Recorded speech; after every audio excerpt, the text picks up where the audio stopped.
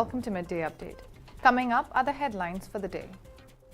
Dust storms predicted in parts of Oman. Labour Ministry announces job opportunities in North Al-Batna Governorate. Omani researcher makes a 3D cellular environment simulating cancer tumor. UK approves Omicron-ready COVID vaccine. Biden administration slams report critical of chaotic US withdrawal from Afghanistan. Nawaz Sharif to return to Pakistan in September. FIFA suspends All India Football Federation. Australian cricket unveils plans targeting inclusion at 2032 Olympics. Those are the headlines. Now for the local stories for the day. Oman Meteorology has warned people of dust storms due to the active winds on the roads leading to Adam Tumret Salala on Wednesday and Thursday. A statement issued online by Oman Meteorology said the following. There are chances of dust storms due to the movement of active winds on the roads leading to Adam Tumret and Salala that may cause a decrease in the level of horizontal visibility and sometimes flying unstable objects on Wednesday and Thursday. Drivers advised to be careful. The Labour Ministry has announced a number of job opportunities in the private sector institutions that are operating in North Al-Batna Governorate. The Ministry of Labour announces the availability of a number of vacancies in private sector institutions operating in the North Al-Batna Governorate for various specializations and qualifications through the Job Opportunity Services on the Ministry's website www.mol.gov.om, Labour Ministry said in a statement. Dr. Noura Rasool Baksh Al-Balushi, an Omani researcher, reached concrete results in making a model for a 3D lab cellular milieu mimicking the sophisticated biological and chemical environment of cancerous cells in human body. The outcome of the 3-year study appeared in the Swiss scientific journal Gel. Dr. Noura told Oman news agency that certain tumors are sophisticated cellular formations comprising different types of cells, fiber and proteins that secure the rapid growth of cancer cells. She said, I made a 3D cellular environment simulating cancer tumor by planting cancer cells, fiber, immune cells, and protein constituting a matrix of functionally programmed peptide sequences and forming a gelatinous subject called a hydrogel. Dr. Noura pointed out that the research will enhance the current understanding of the nature of cancer and update knowledge associated with environments that are suitable for the growth of cancer cells. She added that this low-cost cellular domain can be used to test cancer therapy drugs and affirm their efficacy before moving them to the next high-cost stage of making test tubes for lab organisms and later patients. Dr. Noura explained that the results of the study can be used to understand the characteristics and conduct of cancer cells, their speed of growth and propagation, and their subdivision. The development of such cellular domains will accelerate the production of highly efficient cancer treatment drugs, besides comprehending the multiple and variable traits of cancer cells. Dr. Noura's research was supported financially by the Ministry of Higher Education, Research and Innovation, the Ministry of Health, Melbourne Royal University, and Deakin University in Australia. Those were the local stories. We'll take a short break and we'll be back with international news. Stay tuned.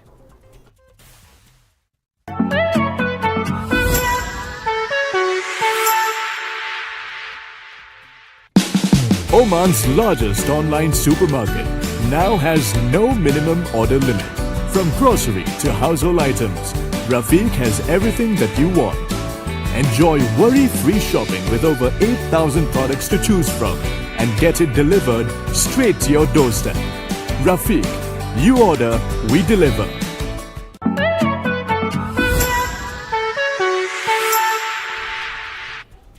Welcome back to Midday Update. Now for the international stories. The UK's drug regulator on Monday said it had approved an updated Moderna vaccine which is supposed to offer better protection against the so-called Omicron variant of COVID-19.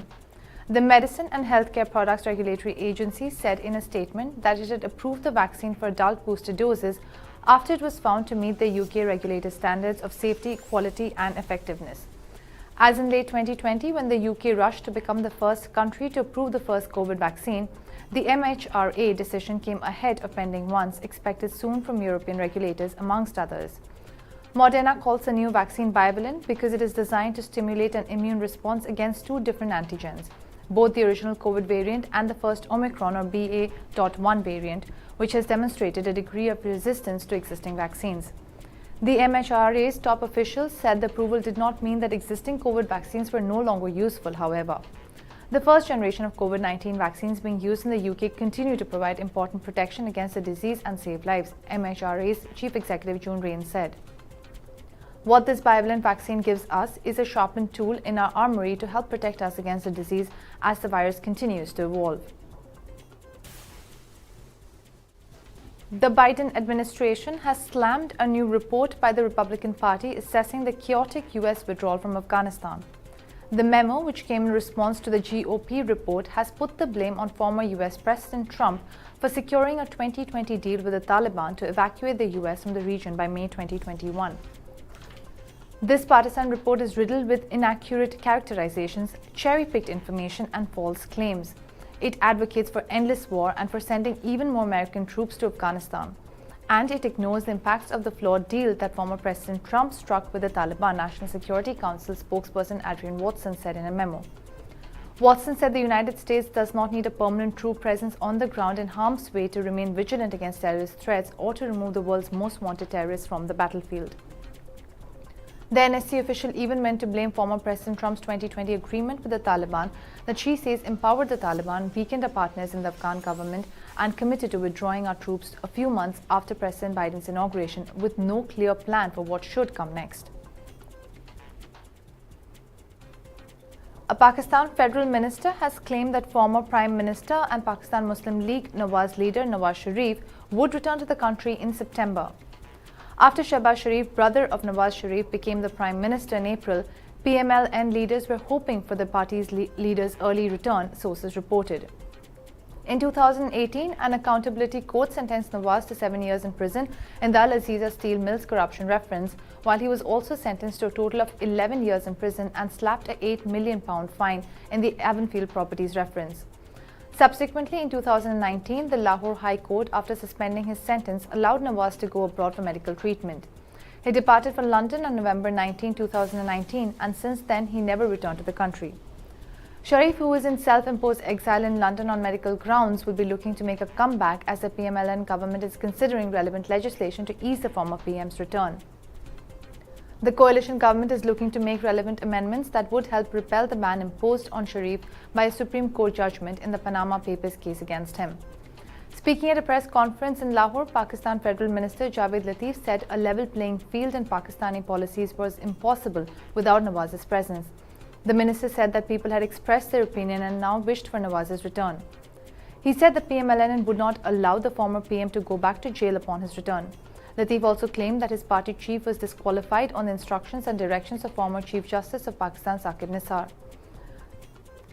Latif's statement comes after PTI chairman Imran Khan, during his address to his party's Jalsa in Lahore, claimed that a conspiracy was being hatched to disqualify him in the Toshakhana and prohibited funding cases to pave the way for Nawaz's return from London, sources reported. The Pakistani newspaper said Nawaz will likely make his return to Pakistan before the general elections, as PMLN leaders think his presence in the field is necessary to stop Imran Khan's PTI. Those are the international stories. We'll take a short break and we'll be back with sports news. Stay tuned.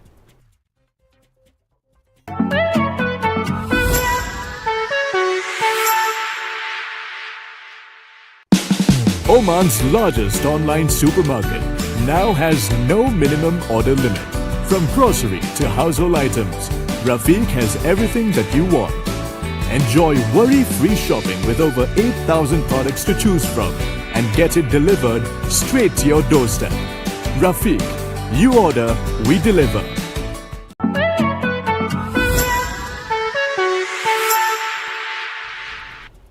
Welcome back to Midday Update. Now for the sports stories.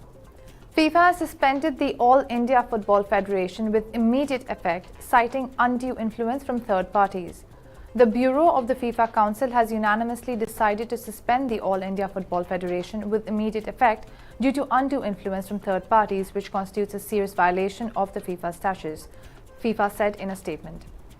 The International Football Governing Body said the suspension will be lifted once an order to set up a committee of administrators to assume the powers of the AIFF Executive Committee has been repealed and the AIFF administration regains full control of the AIFF's daily affairs. The suspension means that the FIFA Under-17 Women's World Cup 2022, scheduled to take place in India on 11 to 30th October 2022, cannot currently be held in India as planned, the statement added. FIFA said that it is assessing the next steps with regard to the tournament and will refer the matter to the Bureau of the Council if and when necessary.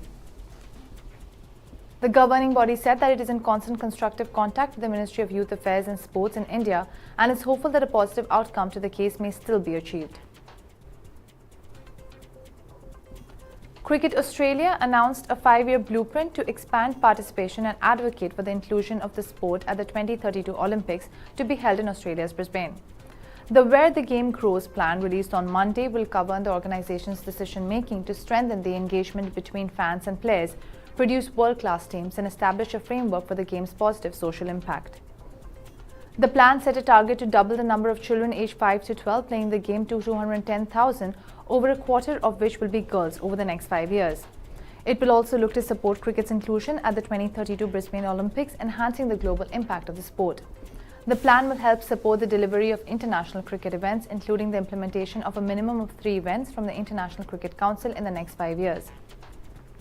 Cricket has only ever been featured at an Olympics once during the Summer Games in Paris in 1900 and has been shortlisted for a possible inclusion at the Los Angeles 2028 Games. Those are the local, international and sports stories for the day. For more updates, stay tuned and keep watching TTV. You've just heard the live feed from the TTV studios on TFM 95.4. Let's talk.